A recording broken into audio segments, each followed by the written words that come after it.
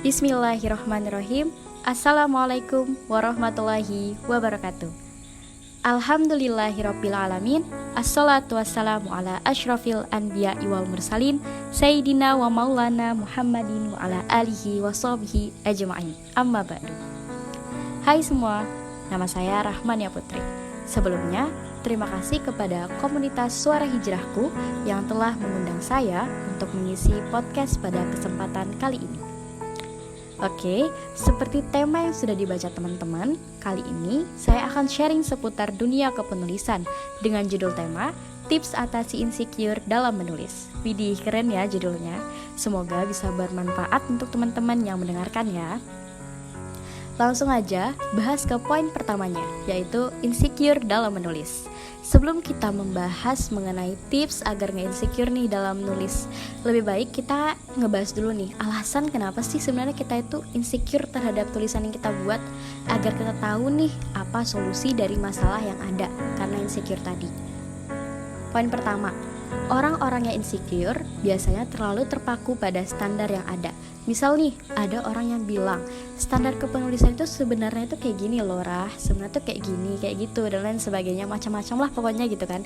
Nah, karena waktu itu lagi baru mencemplungi gitu dunia kepenulisan, kita langsung percaya aja gitu sama yang orang tadi itu bilang tentang standar kepenulisan yang harusnya ada gitu.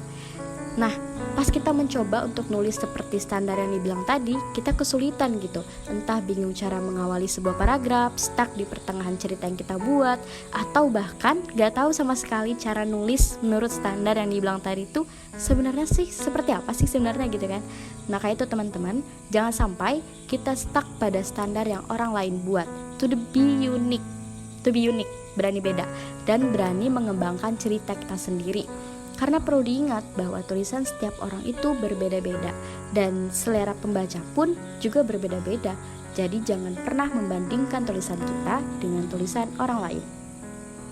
Boleh sekali untuk menjadikan tulisan orang lain itu sebagai motivasi atau inspirasi kita dalam menulis, tapi jangan sampai karena terpatok pada tulisan orang itu membuat kita jadi takut untuk nulis gitu, gak berani.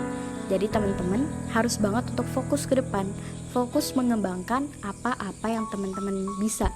Coba deh untuk tutup mata kita, tutup telinga kita sesekali, gak usah mendengarkan standarisasi yang orang lain buat.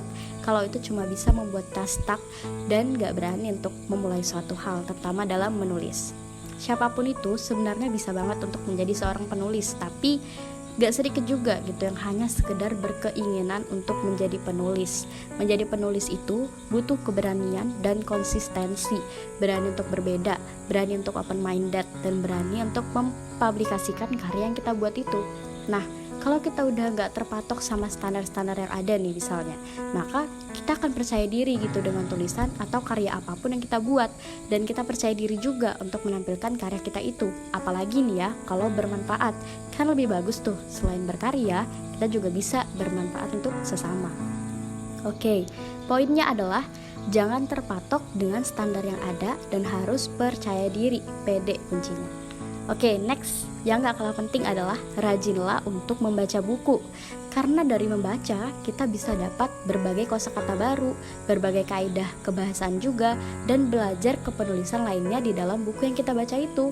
Jadi, jangan hanya sekedar membaca gitu kan, tapi kalau bisa pahami konteks, makna, dan tata cara kepenulisannya. Dan cara berikutnya untuk menghilangkan rasa insecure adalah ikuti kelas menulis dan gabung ke dalam komunitas penulis.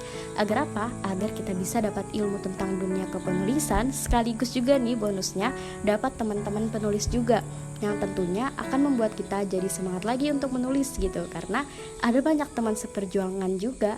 Jadi kita punya support system. Kalau sewaktu-waktu nih misalnya kita lagi kayak insecure, down, dan bingung referensi kayak gimana sih nulisnya dan apa-apa tentang penulisan lah gitu, kita jadi punya teman-teman yang bisa diajak diskusi atau sharing bareng gitu kan, saling bantu lah dalam dunia kepenulisan ini. Sama ini penting banget sebenarnya. Sebagai penulis tuh kita harus banyak referensi ya, buat konsisten untuk menulis, supaya kita gak bingung dan gak kehilangan arah sewaktu-waktu tuh ya. Kita rajin untuk journaling, jadi catat hal-hal yang pada saat itu kalian pikirkan, rasakan, atau alami, entah yang berkesan atau yang bisa dijadikan pembelajaran. Intinya, referensi untuk tulisan kalian nanti.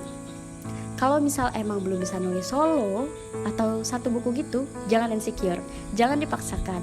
Karena gak semua penulis itu langsung gitu loh jadi penulis buku solo langsung aja gitu, enggak. Tapi mereka itu pelan-pelan pasti kayak mulai dari buat quotes atau kata-kata singkat yang indah gitu kan, mulai dari nulis cerita pendek, nulis antologi, nulis bareng gitu kan, atau cuma ikut lomba awalnya terus dibukukan jadi tulisan gitu kan, ya nggak apa-apa, pelan-pelan.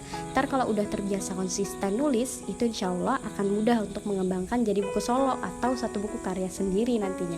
Karena setiap orang itu punya standar yang berbeda, mimpi yang berbeda, jadi nggak bisa disamaratakan gitu, karena kita juga punya cara yang berbeda-beda kan untuk menggapai itu. Jadi ya nggak apa-apa, berani untuk beda. Dan yang terakhir, sesudah melakukan hal-hal yang tadi, yang aku bilang tadi, beranikan diri kita untuk mempublish tulisan yang kita buat. Itu kan gak banyak itu penulis yang bisa publishin tulisannya dia gitu. Bisa jadi karena dia minder, malu, atau kayak gimana alasan lainnya gitu yang gak bisa dijelaskan. Maka dari itu, salah satu tulisan yang penulis harus bisa terapin itu, kita harus publish tulisan itu gitu. Entah di suatu blog, web, aplikasi nulis kayak Wattpad dan lain sebagainya. Bisa juga ikutin ke lomba nulis nih, nulis bareng teman-teman gitu, atau jadi buku antologi kan. Dan masih banyak banget cara untuk mempublikasikan tulisan yang kita buat itu dengan berbagai macam media juga tentunya. Dan pesan yang terakhir dari sharing kali ini adalah insecure itu hanya akan menghambat kita dalam memulai suatu hal. Jadi kalau udah dirasa nggak baik, ya udah pelan-pelan cari cara mengatasi itu, lepaskan rasa insecure itu, dan pelan-pelan ubah mindset kita. Jangan sampai terpatok pada standarisasi masyarakat yang ngebuat kita makin insecure atau jadi nggak pede gitu. Oke, semangat yang sudah menggapai mimpi, yang ingin jadi penulis, jadi apapun yang jelas harus tetap bisa menebar manfaat untuk sesama seluas-luasnya. Karena sebaik-baik manusia adalah mereka yang dapat memanusiakan manusia lainnya.